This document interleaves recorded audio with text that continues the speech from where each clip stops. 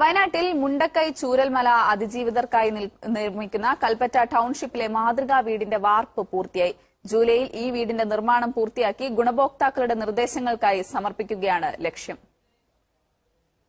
അതിജീവിക്കുന്ന വയനാടിന്റെ ലക്ഷ്യത്തിലേക്കുള്ള ആദ്യ ചുവട്. നിർമ്മാണം തുടങ്ങി ഒരു മാസം പിന്നിടുമ്പോൾ മാതൃകാ വീടിന്റെ കോൺക്രീറ്റ് പൂർത്തിയായി. കൽപ്പറ്റയിലെ എൽസ്റ്റൺ എസ്റ്റേറ്റിലെ 64 ഹെക്ടർ ഭൂമിയിൽ 5 സോണുകളായി തിരിച്ചാണ് വീടുകളുടെ നിർമ്മാണം. ആദ്യ വീട് 70 ദിവസത്തിനുള്ളിൽ പൂർത്തിയാക്കി ഗുണഭോക്താക്കളുടെ നിർദ്ദേശങ്ങൾക്കായി സമർപ്പിക്കും. വീടിന്റെ ഗുണമേന്മ ഉറപ്പുവരുത്താനാണിത്. ഭൂകമ്പത്തെ അതിജീവിക്കുന്ന തരത്തിൽ പില്ലറുകളിലാണ് വീട് നിർമ്മിക്കുന്നത്. ഉദ്ദേശിച്ച സമയം 3 മാസമാണ്. പക്ഷേ നമ്മൾ ഏറ്റവും ടൈറ്റായിട്ട് വർക്ക് ചെയ്താൽ 70 ദിവസമാണ്. ഈ 70-നും 90-നും ഇടയ്ക്കുള്ള ദിവസങ്ങളിൽ അത് തീർക്കാൻ പറ്റും.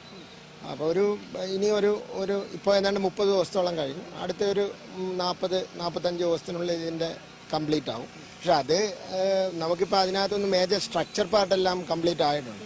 അപ്പോൾ അതിനകത്ത് എന്തൊക്കെ സ്പീഡ് കൂട്ടേണ്ട രീതികൾ, എങ്ങനെയൊക്കെ വർക്കുകൾ ഹാൻഡിൽ ചെയ്യാം എന്നുള്ളത് വെച്ചിട്ടാണ് ഇപ്പോൾ നമ്മൾ എക്സ്കവേഷനിലെല്ലാം സ്റ്റാർട്ട് ചെയ്തിട്ടുണ്ട്. ഫൗണ്ടേഷൻ സ്റ്റാർട്ട് ചെയ്തിട്ടുണ്ട് എല്ലാത്തിൻ്റെയും. പില്ലറുകൾക്കിടയിൽ ഫ്ലൈ ആഷ് കട്ട കെട്ടിയാണ് ചുവരുകൾ വേർതിരിക്കുക. മഴക്കാലം നിർമ്മാണത്തിൽ വെല്ലുവിളിയാണ്. എങ്കിലും ആദ്യ സോണിൽ ഉൾപ്പെടുന്ന 99 വീടുകളുടെ നിർമ്മാണം ഡിസംബറിൽ തീർക്കാൻ കഴിയുമെന്നാണ് നിർമ്മാണ ചുമതലയുള്ള ഊരാളുങ്കൽ ലേബർ സൊസൈറ്റിയുടെ പ്രതീക്ഷ.